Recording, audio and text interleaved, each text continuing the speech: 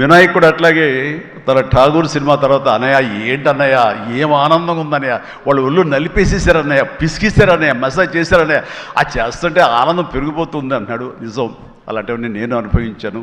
అది నిజంగా అవసరం.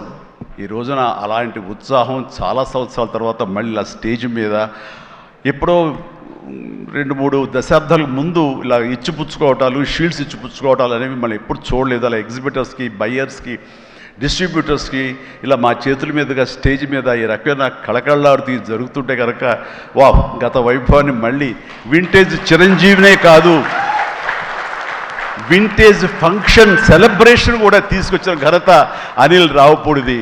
So thank you so much. నాకైతే అది నాస్టాలజీ. అలాగే కొంచెం ఓపిక్గా ప్రతి ఒక్కరిని ఆనందపరిచేలాగా షీల్డ్స్ ఇచ్చిపుచ్చుకోవటం, ఆ షీల్డ్స్ ఇంటికి వెళ్ళిన తర్వాత అక్కడ అలమారలో పెట్టుకుంటే అది చూసినప్పుడల్లా ఎన్నో స్మృతులు గుర్తుకు వస్తుంటాయి. అలాంటిది మళ్ళీ తిరిగి ఇలాగ రావటం, ఆ ఆనందాన్ని అందివ్వటం చాలా చాలా సంతోషం.